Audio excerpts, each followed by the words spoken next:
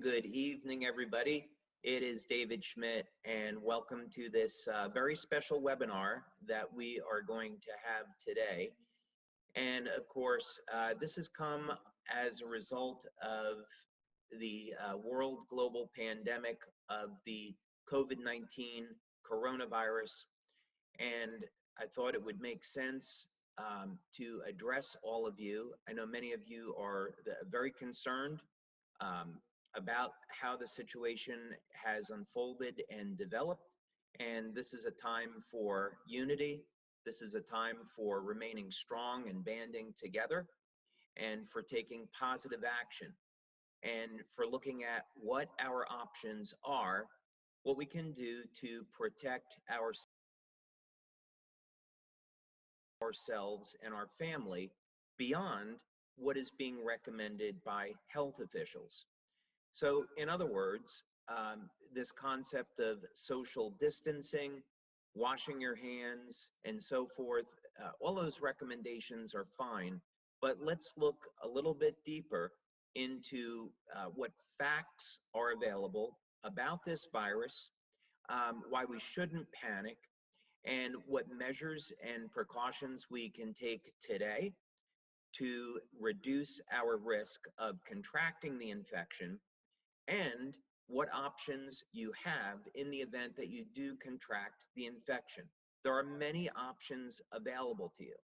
So we're going to be spending a considerable amount of time together today. I want to thank you in advance for your patience, because it is going to take a little bit of time to go through this. We had a tremendous number of people that registered for this webinar today. Not everyone's going to be able to get on, but that's okay. We are recording this webinar, and we will make it available. And if necessary, we can repeat this webinar again. But the main purpose of this is to empower you with knowledge so that you have good information on what you can do today to protect yourself and your loved ones, how you can make your environment safer around you, and God forbid that you do become infected, what options you have. So we're going to be talking about all of those things. Okay. So first thing, bear with me as I go through this here. There we go.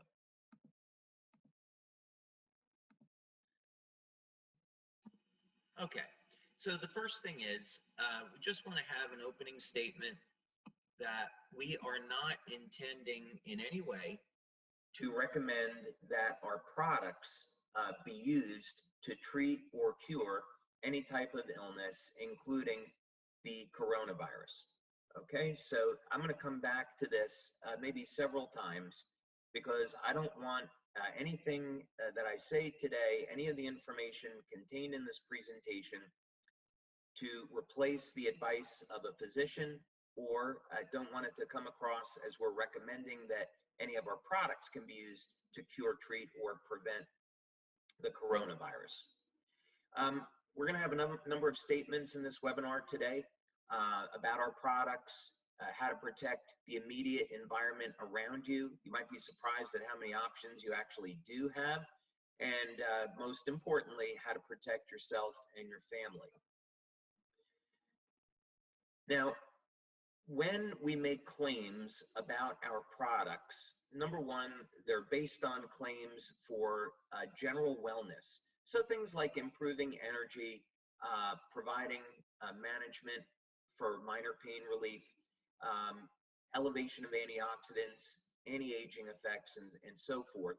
And any claims that we make are always based on clinical studies. So I just want to make it very clear that we have never performed any clinical studies on the use of our products in treating a viral infection.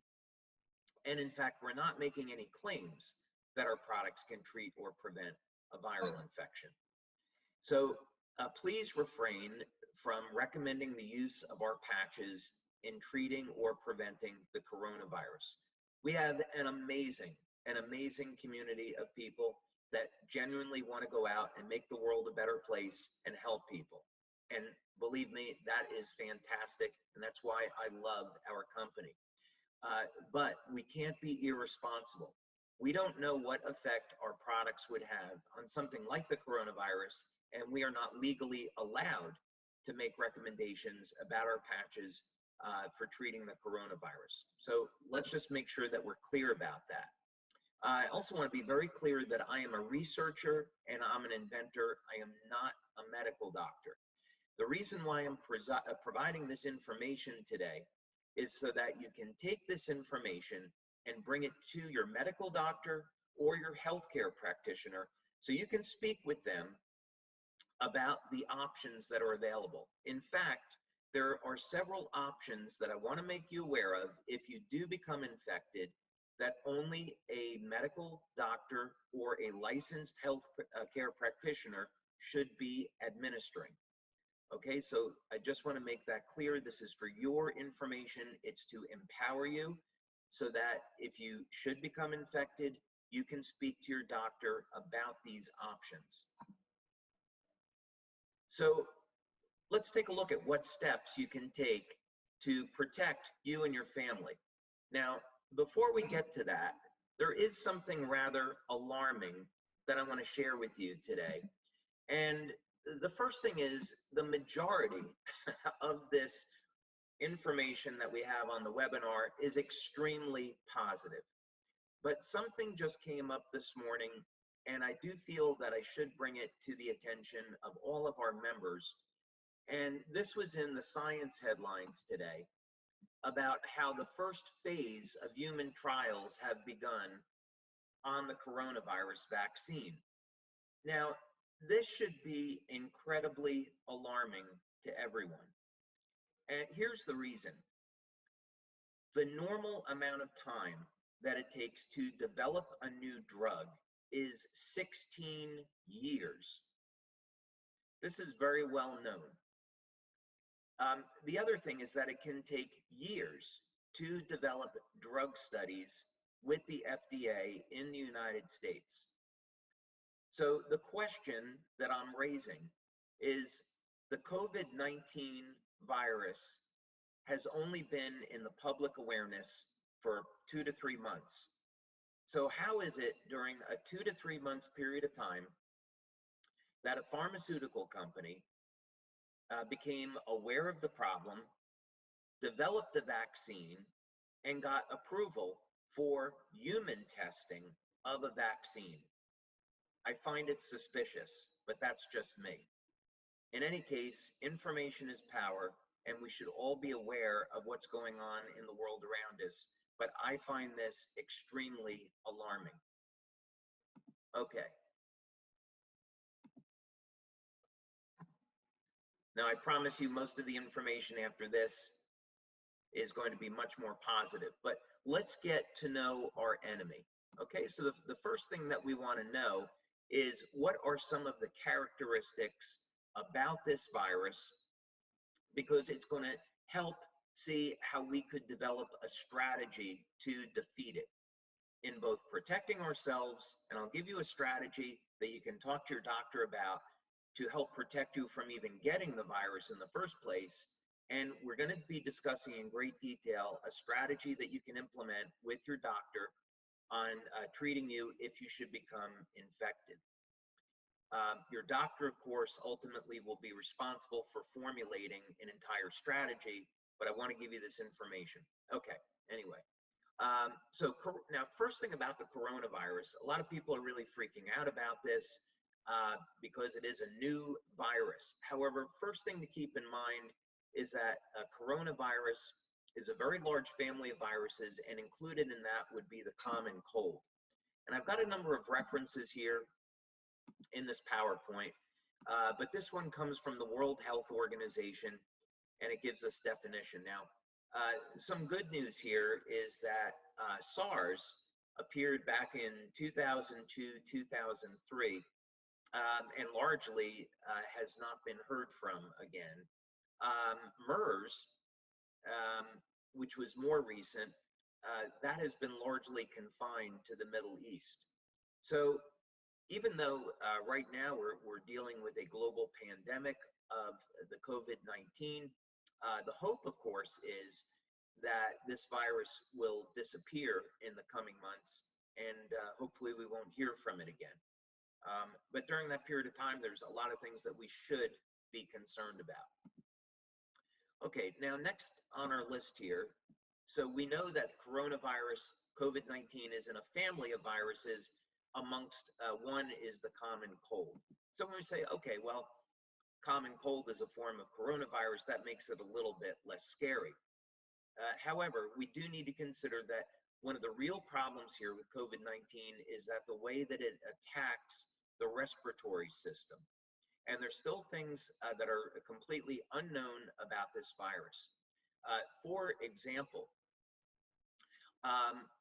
in listening to a number of the virologists that are experts on this subject, one of the things that's alarming is that people can be walking around and be infected and have no symptoms.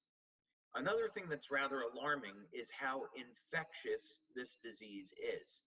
For example, this virus colony is about 10,000 times higher than the common cold. So just the art of breathing, which the virus will stay active in the air for 3 or 4 hours, is why the virus is so infectious. Okay, and again, this information is going to come from this website, and this is the Center for Disease Control. Okay, so some of the good news here. So in speaking with a number of different doctors, the general consensus is that most people believe as we get into the summer months that the virus is going to subside. The coronavirus in particular does not like strong sunlight. The critical temperature at which it dies is 86 degrees Fahrenheit. So already in many parts of the world, we're approaching those temperatures. And also very high humidity levels will inactivate or kill the virus. So this is one of the reasons why a coronavirus like the common cold is much more prevalent in the winter when you have temperatures that are cold and the air is very dry. So good news is that we're getting into a time of year where many experts believe that this is going to subside on its own. So we certainly hope that will be the case. Now, there's a number of risk factors because when the virus first started to appear in China, there was an above average number of deaths from people that are smokers. So because this is probably self-evident and obvious, but because the virus attacks the respiratory system, it attacks the lungs, people that are smokers have an above average risk. But this is also to say that because this virus affects the immune system, there's a number of other risk factors that we should be aware of. For example, obesity is going to impair immune function, and one of the experts that I listened to believes that that is going to be one of the compelling problems here in the United States. The number of people that are overweight and obese increases their risk for having serious complications from COVID-19. So if you were thinking about going on a diet, now would probably be a pretty good time. Also, either reduce the number of cigarettes that you're smoking or more preferably eliminate smoking altogether. Now, excessive alcohol consumption can also impair the immune system. Plenty of studies on this to demonstrate that alcohol will impair the function of immune cells. So if you can give up alcohol altogether, I would definitely recommend it, or significantly restrict the amount of alcohol that you consume. Now, unfortunately, people with autoimmune disorders, people that suffer with fibromyalgia, arthritis, Parkinson's disease, cancer, diabetes, they're going to be at a disadvantage because their immune system is already compromised. Fortunately, of course, there are a number of products that can help to support immune function, and people with impaired immune systems should consider these options. Now, age is an interesting one because I find that age is really relative. What does that mean? Well, it said that people over the age of 60 to 65 had a greater risk of complications and death with COVID-19. But that's because age is a general marker of immune function.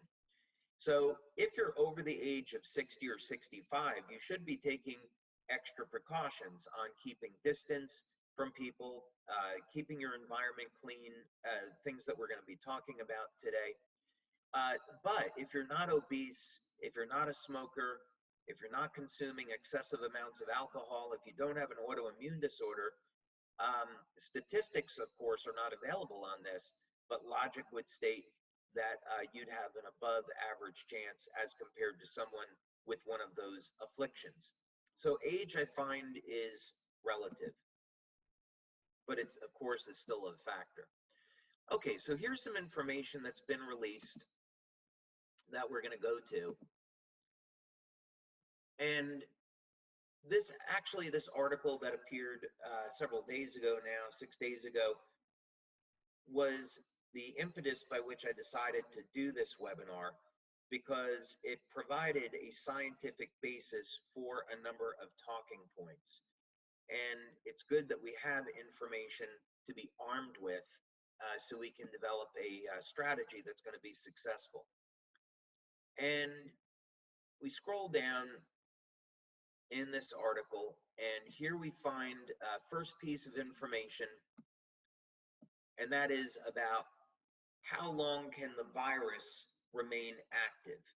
So it can remain viable in the air for up to 3 hours, on copper for up to 4 hours, and on cardboard for 24 hours, and stainless steel up to 2 to 3 days. Now, in other information on the internet, you'll see that coronavirus actually dies within minutes when it is placed onto specific alloys of copper. Now, I want to just share a brief story with you. My first job after I graduated from college was designing medical devices. And one of the projects that I worked on was, this was a project to look at IV line sets.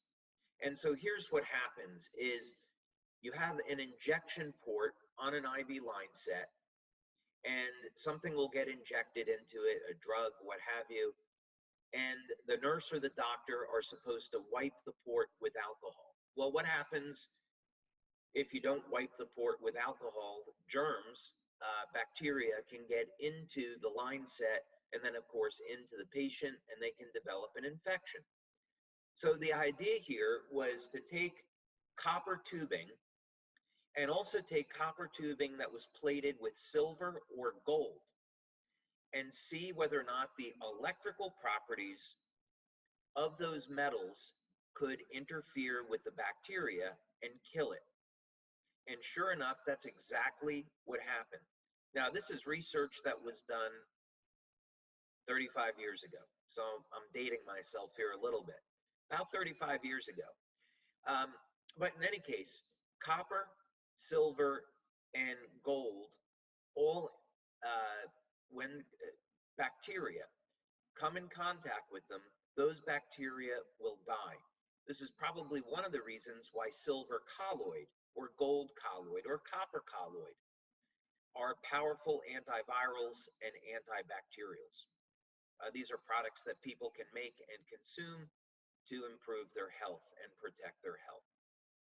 But anyway, that's not what we're talking about specifically today. So this is the first piece of information. And then if you go down later, what we're going to see in this article is information about hydrogen peroxide. 0.5% peroxide can efficiently inactivate the coronavirus within a minute. Now, here's why this is important. First of all, the hydrogen peroxide that you can buy from your local pharmacy or supermarket is 3%. I am shocked that, given that the coronavirus lodges in the throat, that we don't have medical experts at least recommending gargling with hydrogen peroxide as a method of dealing with this infection. Of course, there's not enough studies yet to show how effective this might be, but what's the harm in recommending people to gargle with a 3% solution of peroxide that's cheap and that you can get at your local store? Of course, you can also clean with peroxide. So it becomes very, very inexpensive. You can dilute it from a 3% solution down to a 0.5% solution. Now, another thing that's important about this is that one of the ways our immune systems kill a virus is with hydrogen peroxide and other oxygen radicals. These are called reactive oxygen species, and they include things like hydrogen peroxide, superoxide, and also ozone. This is why oxygen therapies are so powerful. They're also safe. Hydrogen peroxide is made from water and oxygen. So it has an extra molecule, extra atom of oxygen. And once hydrogen peroxide comes in contact with a germ, it breaks down into water and oxygen. So it's incredibly safe and incredibly effective. And we're going to get to more of that later, because there's several ways that you can elevate hydrogen peroxide in your body and use this as an effective way to help boost your immune function. And later on, you can actually use this as a treatment for the virus should you become infected. This, again, is something you need to talk to your doctor about. Now, I'm going to stay well hydrated here, so bear with me. Okay, so the takeaway on this is we can use copper and hydrogen peroxide, or active oxygen, as a weapon. Okay. Now, what about our ambient environment? This probably has a little bit more relevance in the workspace, but I did want to mention this if you're so interested in putting one of these in your home, but I think it has more relevance in the workspace. So given that the virus is going to stay active for 3 hours or so, 2 to 3 hours in the air, and we know that hydrogen peroxide will kill the virus, what about other oxygen radicals like ozone? Well, there are certainly many clinical and research studies that show the benefits of ozone in destroying viruses. And there are air purifiers that are sold for this basis. Now, some of them will put ozone into the air. That's what I would recommend. Others have a tube with ultraviolet light inside them, and they simply pull the ambient air into the filter. They run the air past an ultraviolet light, and the ultraviolet light will kill viruses and bacteria. And then, of course, you get pure air. So this, I believe, is something that all companies should be doing. It's something that we're doing at LifeWave, at our office in San Diego and our office in Ireland. This is something that we're recommending actually for all of our offices. Install ozone air purifiers, keep the air clean and pure, and so we can reduce the viral load and reduce the risk of infection. Now, there's certainly other things as well. There are things like negative ion generators. Whether or not that's going to be effective in destroying viruses is another matter. Ozone for sure will do it. All right, now let's talk about some of the basic things that you can do to deal with a viral infection. And I'm going to be clear about this. There are many options. This is not meant to be a all-encompassing presentation on every single piece of technology and option that's available to you. There are many. Specifically, I am not getting into things that are expensive and won't be available for most people. For example, there's technology that's available for destroying viral infections. I'm not going to cover it because it's way outside the scope of what would be achievable and available to everyone. So we're going to be covering the basics, and the basics are very effective. So that's to say there are other options. Now, first thing is we want to work with the basics, and you need a good foundation. Melatonin, as it turns out, is a very powerful antiviral. And getting a good night's sleep, any product that's going to support a good night's sleep, is therefore going to support immune function and help to suppress viral activity. So really focus on preparing yourself to get a good night's sleep. Make sure your room is nice and dark. You're in a relaxed state. Put away the computer. Put away your cell phone at least 30 minutes before going to sleep. Read a book. Talk to a loved one. But prepare yourself so you get at least 7 or 8 hours of sleep. Now, obviously, nutrition is going to be incredibly important. We want to arm ourselves with essential protein, antioxidants, healthy fats like omega-3 fatty acids, and we want to have our phytonutrients, especially fruits and vegetables that are going to contain antioxidants that are known to combat viral infections. So get your proper nutrition. Now, exercise is a really interesting one. First of all, you should never exercise while you're sick because you're only going to weaken your immune system. But if you feel good, you should be looking at getting some intense exercise, not things like walking. You want to be looking at exercise that builds muscle. So resistance training such as weightlifting, push-ups, yoga, calisthenics, qigong, sprinting. These would all be great forms of exercise. They're going to naturally increase your body's production of reactive oxygen species, and this is going to support your immune function. So these are all things you should be doing anyway to support immune function. All right, now I know a lot of you are going to want me to talk about supplementation, and I'm going to do that, but I will do that again with the understanding that you're going to agree to work on your basics. Get healthy nutrition, get a good night's sleep, drink lots of water, get exercise, okay? Then the supplementation is going to be more meaningful. So the question is, are there any supplements that could be helpful in protecting or treating the coronavirus? And the answer is absolutely yes.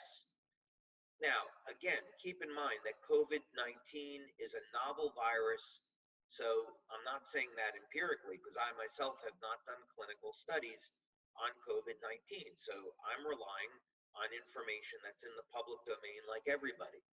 But this at least is information that you can use now, and it's going to be completely harmless, and you can discuss it with your doctor and see if the strategy makes sense for you.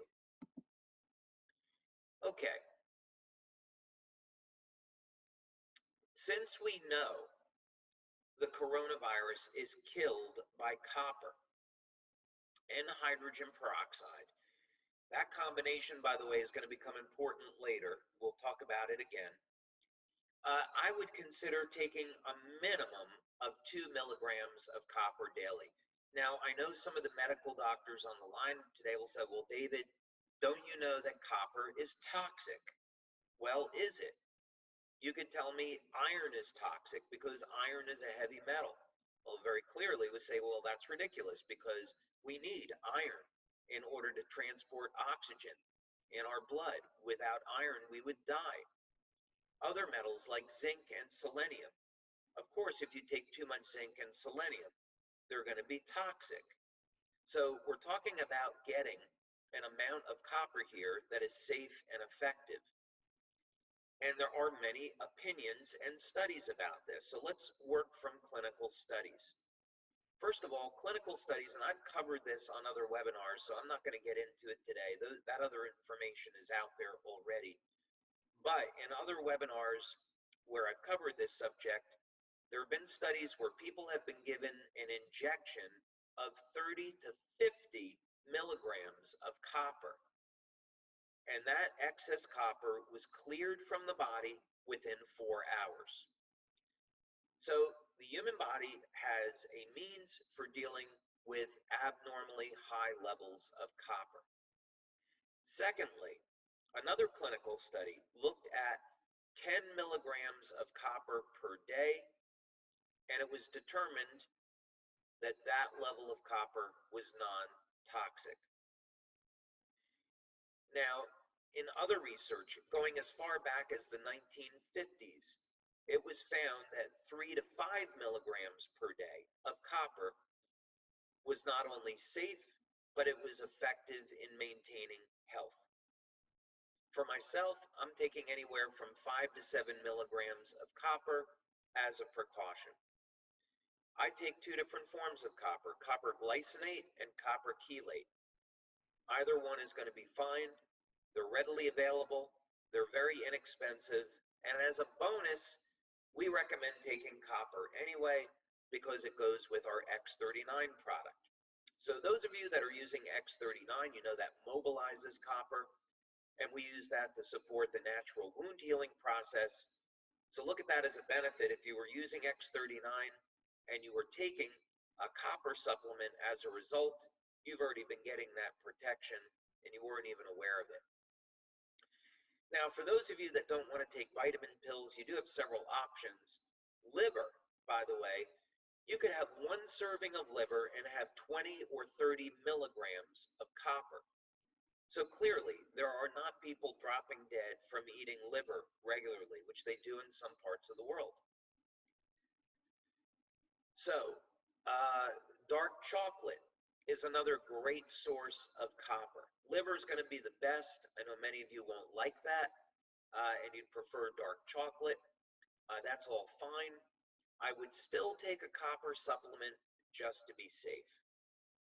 Again, speak with your healthcare practitioner about that. All right, so let's take a look at another article here. So, of course, we were talking about the use of a copper surface to kill the coronavirus. That is certainly different than supplemental copper. So I want to address this first. And here is an article, Using Copper to Prevent the Spread of Respiratory Viruses. This specifically refers to metallic copper and things made of copper. And here you can see down in this article, on copper and a range of copper alloys, collectively termed antimicrobial copper, the coronavirus was rapidly inactivated within a few minutes. So this tells us how powerful copper really is. The question, though, is will the copper in the body have the same effect? Well, let's find out. Now, there are about 1,000 people on our webinar today. And unfortunately, the majority of you have a herpes infection. And that's fine. If the majority of the population have something, that's kind of something that you might say is normal. These viruses, they hide in our nerves. And for many people, you live your entire life with a viral infection, and it doesn't significantly impair your quality of life. If you let your immune system go weak, it could have very detrimental effect on your health. Of course, when people think of herpes, they normally think of genital herpes or HSV1 which is a cold sore. Um, and so what about, since this would be a very common virus, it's obviously not a coronavirus, but we want to look at this mechanism of copper and viruses because it has some relevance here. And we have previously seen that the coronavirus can die in the presence of copper. What will happen in the human body? And we can see it right here, that copper is mediated to inactivate the herpes simplex virus. And you can see it right here. What happens is that copper is used in conjunction with plain old vitamin C. And the reason is that vitamin C is going to elevate production of hydrogen peroxide in the body. Now, I've seen some experts saying, well, vitamin C, there's no clinical evidence that it can treat the coronavirus, but, there's no harm in taking it. Well, it's true, the clinical studies are kind of all over the place, but remember, some clinical studies, they may be using a very, very low dose of vitamin C. In effect, there was one clinical study where people were given an injection of 8,000 milligrams of vitamin C, and that was shown to be effective in killing the common cold, which is a coronavirus. Now, it could be that the reason why studies are inconclusive when using vitamin C in treating the coronavirus is because they don't take into effect the content of copper in the body. Many people today have diets which are deficient in copper. So if I were going to do a clinical study and I wanted to look at this, I would be using a combination of oral supplementation of copper or even by injection, along with intravenous vitamin C or intravenous hydrogen peroxide. I would use the combination of the two because it's very clear right here, the two of them work together to inactivate, in this case, the herpes virus, but we'd want to look at that relative to the coronavirus. So this is important because it tells us now that we're using in this study ascorbic acid to elevate hydrogen peroxide. The body's own immune system produces hydrogen peroxide. So this is why copper supplementation on its own could be effective in dealing with the coronavirus, maybe reducing risk. Okay, we don't know, but it's certainly inexpensive and harmless. So what does this all mean then? What's some of the takeaways about this in addition to taking supplemental copper? I would consider taking a minimum of 1,000 milligrams of vitamin C daily, as this is converted into hydrogen peroxide. Now, excessive amounts of vitamin C can lead to kidney stones. So if you're prone to kidney stones, speak with your doctor first and get their advice on this. There are other ways to get hydrogen peroxide other than through vitamin C. One, there's a supplement that's been on the market for a long time where they take hydrogen peroxide, this is food grade hydrogen peroxide, and they add it to aloe vera. Now, if you take hydrogen peroxide, first of all, you should never drink hydrogen peroxide that is not food grade.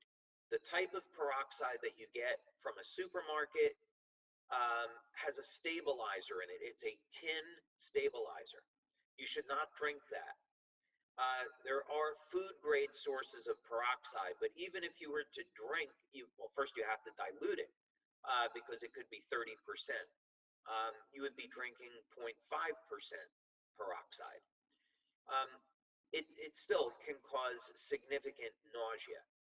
So there's already products on the market where they mix food-grade hydrogen peroxide with aloe vera. It's very calm on the stomach, plus the aloe has additional benefits. This is known as a way to elevate peroxide production in the body. It's okay. It's not the best way to do it. The best way to do it is to get an IV drip of peroxide. There's some potentially very negative health consequences that can occur, damage to the blood vessels.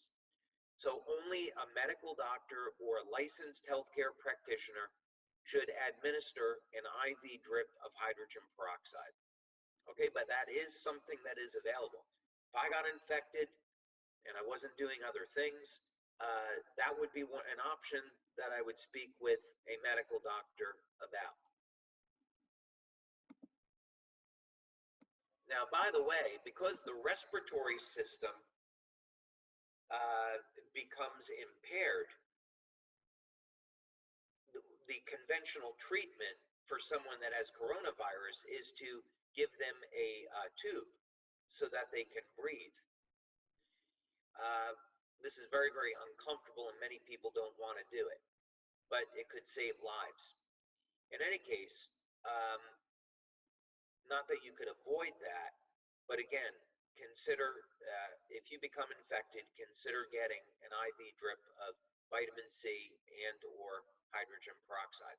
All right, now, ozone is much more potent as a destroyer of viruses than hydrogen peroxide. And ozone injections are relatively available depending on what country that you're in. I'd be speaking with a medical doctor that offers this service as a precaution in the event that you need it. Again, in the interest of time, I'm not going to get into all the details behind this, but suffice it to say that injections of ozone are available, and ozone is absolutely deadly to viruses. So that should be considered. Now, something that's very, very common are IVs of vitamin C, usually 10 grams and higher. And I want to put this in perspective because Linus Pauling was a Nobel Prize winner. And he was the one that discovered the clinical use of vitamin C in the treatment of different types of disease, and specifically megadosing on vitamin C. So Linus Pauling and then later medical doctors would administer up to 80 grams per day of vitamin C and found it to be non-toxic. And of course, very, very high doses of vitamin C are going to be used to not only generate hydrogen peroxide, but interferon. And interferon is something naturally produced by the body, but it's administered as a drug in combating the coronavirus.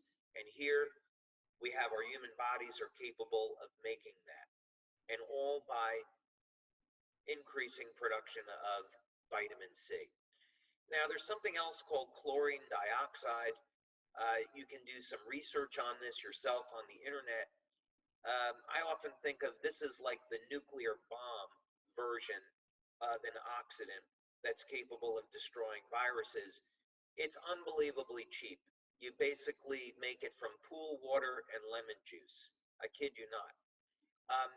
But it's made from sodium hypochlorite, chlorate, and lemon juice. You can find instructions how to make it. I don't recommend it though, because it's very extreme. Most people, even when you take it on an empty stomach, which is what's recommended, most people are going to get very, very nauseous, but it is powerful. And so you should be aware that that's something out there that's an option. It's not approved by the FDA. You're not going to find a doctor that's legally going to be able to recommend it. But anyway, you can get some information on it. Now, I would recommending gargling with hydrogen peroxide. Again, it's cheap. It's very effective as a germ killer. And there's absolutely no harm in doing this.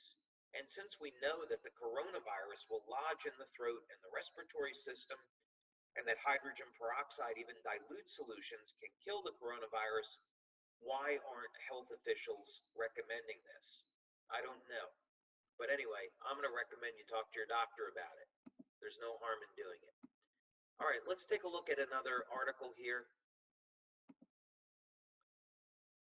And this is an article from Science News.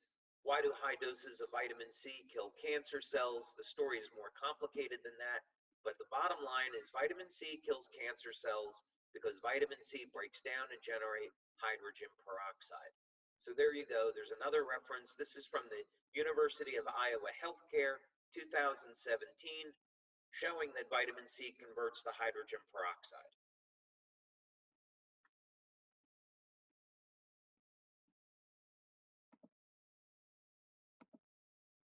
Okay, now there are many other antivirals that are available.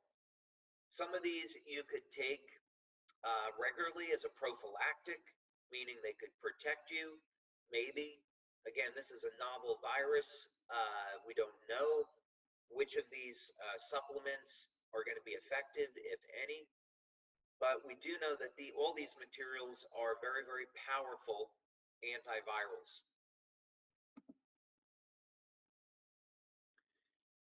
Garlic extract. Now, one thing that's interesting is that when you combine vitamin C, if you're using vitamin C as an antiviral, and you combine it with garlic, it's going to double your body's levels of nitric oxide. And nitric oxide is a very, very important part of your immune system. And you also probably know that nitric oxide creates the Viagra effect and is a vasodilator and is good for the circulation. Now, before you run out and you get garlic, you say, I'm going to take garlic every day to lower my blood pressure and for a man, improve enjoyment. Bear in mind, do not take garlic daily. Here's the reason. Garlic inhibits the telomeres. Telomeres control how long you live. If someone has cancer, they should be taking garlic all the time. Garlic will interfere with the ability of a cancer cell to reproduce. Talk to your doctor about that. But for longevity, garlic is highly undesirable. So if you're going to take it for a short period of time, let's say 2 or 3 months, no problem. But I would not be recommending garlic on a regular basis. If you have symptoms, that's a different story. Then the next one is called BHT. It stands for butylated hydroxytoluene. BHT is an antioxidant. Now, much of the information that you'll see on the internet is incorrect about BHT. It is made synthetically. However, it was found that plankton in the ocean contain BHT. So there is a natural source of it. It's just that the synthetic source happens to be very, very inexpensive and commercially available. Now, there is information on the internet about the toxicity of BHT. I personally do not believe all of that information is necessarily true. What was found in the 1970s is that BHT will rip apart a virus. Now, BHT is fat soluble, meaning you need to take it with something like coconut oil or olive oil, or even milk fat is okay. But coconut oil is usually what's recommended since coconut oil is antiviral. But in any case, it was found, there's a document on the internet you may still be able to get. This was known back in the 1970s that people that went on a 4 to 6 week program of taking 500 to 1,000 milligrams a day of BHT would never have another herpes outbreak again. So BHT became a very important supplement for those suffering from herpes. But since then, information on the internet has said that BHT is toxic. Again, I really question whether or not that's true. But that is something that's available, and it's also inexpensive. Talk to your doctor. Now, oregano oil and olive leaf extract are both unbelievably powerful. They both, again, they destroy viruses. I would not use either of these regularly. I would only, if you choose to use them when you have symptoms. Of course, if you have symptoms, go to the hospital, get tested. I'm not suggesting any of this as part of self-diagnosis or self-treatment. You've got to treat this disease very, very seriously. But these, again, are options that you have. So if you're forced into quarantine and you want a plan and have something, this is a possibility. Now, colostrum, while it doesn't necessarily kill a virus directly, will support overall health of the immune system and improve the way your body responds to new viral infections. So colostrum is something you could consider. It wouldn't be my first choice, but it's a healthy food anyway. Now, fasting. I put this up on sort of the supplement list here, but if you have not experienced the benefits of fasting, now might be a good time to do it. Intermittent fasting, there's certainly plenty of information on the internet about it. What you would do is you would eat during an 8-hour window, and then you would fast, let's say for 16 hours. There's options in the window, but let's say a minimum of 16-hour fast, and then you repeat. But that's a way to improve your immune system response, and it doesn't cost anything. And during that time, you can have something like black coffee or green tea or water, but no food or no calories during the fasting period. All right, now some other things that could be helpful. L-glutamine. Now, L-glutamine is a very inexpensive amino acid, and it acts as fuel for the immune cells in the gut and in the thymus. So glutamine should be considered as a fuel for building up your production of immune cells. Is it going to have any impact on the coronavirus? We don't know, but it's an option. If you're a bodybuilder or an athlete, you may already been taking L-glutamine, and you're getting these extra benefits. Now, ginger root is unbelievably powerful. Ginger root, for sure, will kill the coronavirus that's associated with the common cold. Lots of studies and information about that. Whether or not it has any effect on COVID-19, it is unknown. But I would strongly recommend that you keep some ginger root around. You don't even need the extract. You would simply get a ginger root from the supermarket, cut it into slices. You then put that into a pot of clean, boiling water. Let that sit for about 10 minutes or so until you get a strong tea, and then drink about 1 liter of warm or hot ginger root tea. Many people find, I've seen this experience in my life, where people drink a pot of ginger root tea and they start to immediately recover. It's very, very powerful. Elderberry extract is something that you can get from the store here in the United States. I know we have members calling from all over the world. Elderberry extract, what that does, and it will surround a virus and prevent it from replicating. Again, whether this is good for the common cold, which is a coronavirus, whether or not it'll have an effect on COVID-19, it is unknown. But again, this is for your information. Zinc gluconate. Now, there are different types of zinc. The one that's been recognized in clinical studies is zinc gluconate. Do not get zinc acetate. Doesn't do anything. Zinc gluconate is found in mints and lozenges, and it absolutely is intended for use in killing the coronavirus associated with the common cold. So even if you're walking around in public, have a zinc lozenge. It may provide you with some extra protection. Clinical studies that are done on zinc lozenges show that the duration of the common cold, a coronavirus, is shortened in the presence of zinc gluconate. Inexpensive. Anybody can get it. Just don't take too much. Don't take more than 50 milligrams of zinc a day. That will weaken the immune system. Okay, try to keep it to 25 milligrams per day. Now, vitamin D. Experts in virology actually recommend vitamin D. It won't directly kill a virus, they say, but what it will do is cause the immune system to go into action. Vitamin D is also an anti-inflammatory. So if you're fortunate to be someplace where you can get some sun, go out in the sun for 15 or 20 minutes, no sunscreen, expose your upper chest.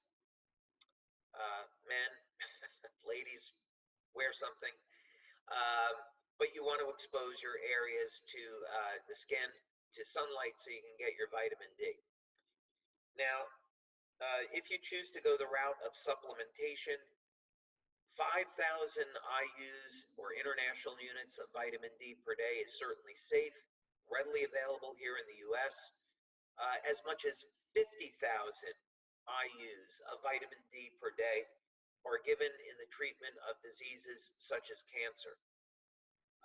I don't necessarily recommend that. You'd have to speak with your doctor about it.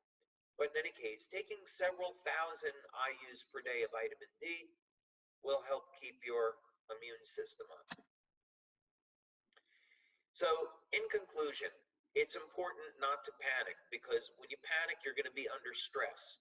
When you're under stress, it's going to elevate inflammation, and you may not sleep well. And when those things happen, it's actually going to make you worse and make you more susceptible to the virus. So stay calm. Preparation is key. When you have enough food, when you have enough supplements, and you're doing the things that we've talked about here to protect yourself, you're going to feel a sense of calm. Keep your environment clean, follow the regulations and recommendations from the government. Take antivirals that we've discussed here today as a precaution. Work with your medical doctor, work with your healthcare practitioner to come up with a strategy that's right for you. And in the event you do become infected, I would strongly suggest that you speak with your doctor about getting an oxygen therapy like hydrogen peroxide or ozone or intravenous vitamin C.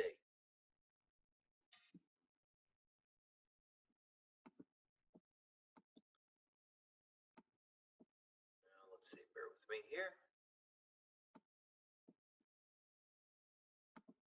All right, there we go. Okay, so I hope that you have all enjoyed this webinar today. These are very concerning times that we live in for many, many reasons. And it's important that we don't panic, that we don't stress. It's important that we stay strong and focus on the positives. It really makes me upset, all the fear-mongering that's going on in the media. And that was one of the reasons why I wanted to do this webinar today, is let's talk about the positives. Let's talk about how you can be empowered, what you can do to protect yourself and your family. You know, you would think by listening to the media that we have to wait for this almighty vaccine to come in and save us, and that's not the case at all. There are things that we can be doing now, and healthcare practitioners and the media should be reporting on these things. By all means, we should be treating this seriously, and it is a very serious situation. But we are not alone. We can protect ourselves, we can protect others by taking the necessary precautions, and should we become infected, there are options that you can discuss with your doctor that may save your life. And I'd encourage you to do that now while you have time, where you can get the correct information and be thinking about this. So I would like to wish all of you health and safety, and God bless to all of you. Thank you so much for your time. Thank you for joining me today. And we're going to get through this, and everything is going to be great.